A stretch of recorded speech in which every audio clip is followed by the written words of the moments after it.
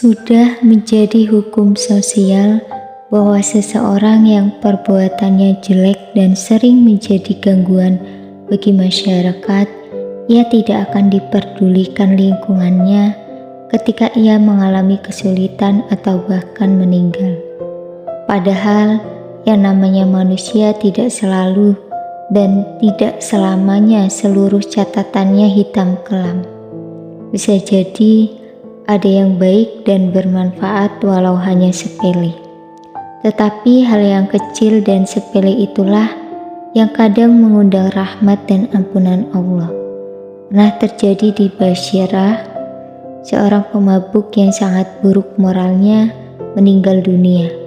Istrinya memberitahukan hal itu kepada para tetangganya, tetapi mereka sama sekali tidak memperdulikan dan tidak mau merawatnya.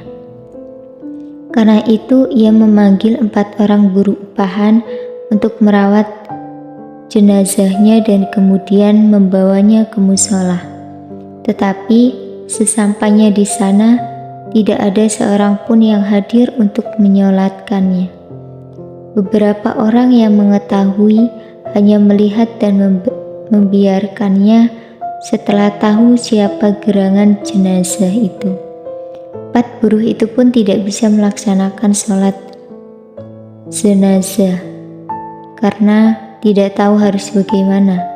Istrinya itu memerintahkan orang-orang upahan untuk membawanya ke pinggiran hutan dan menguburkannya di sana.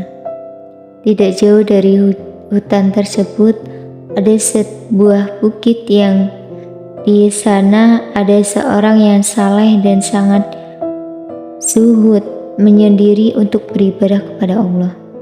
Ia tidak pernah turun dan berkumpul di masyarakat kecuali untuk sholat Jumat.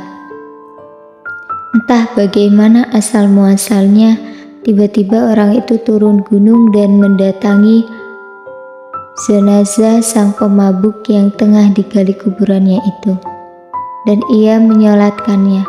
Setelah itu ia duduk menunggu untuk memakamkannya. Peristiwa turunnya sang saleh dan zahid dari petapanya di atas bukit itu menjadi berita menggemparkan bagi masyarakat sekitarnya. Mereka merasa takjub dan terheran sehingga datang berduyun-duyun ke pinggiran hutan tersebut. Salah satu dari tokoh masyarakat tersebut menghampiri orang saleh tersebut dan berkata, "Wahai Tuan, mengapa engkau menyolatkan jenazah orang ini, sedangkan ia orang yang sangat buruk dan banyak sekali berbuat dosa kepada Allah?" Orang saleh itu berkata, "Aku diperintahkan, tentunya melalui ilham, turun ke tempat ini karena ada jenazah seseorang yang telah diampuni oleh Allah, sedangkan tidak seorang pun di sana kecuali hanya istrinya." Orang-orang jadi terheran mendengar jawaban tersebut. Bertahun-tahun mereka tinggal bersama orang itu dan sama sekali tidak pernah melihat dan mengetahui kebaikan yang dilakukan olehnya. Sang zahid tampaknya mengetahui kebingungan masyarakat. Karena itu ia memanggil istrinya dan berkata, "Bagaimana sebenarnya keadaan dan perilaku suamimu itu?"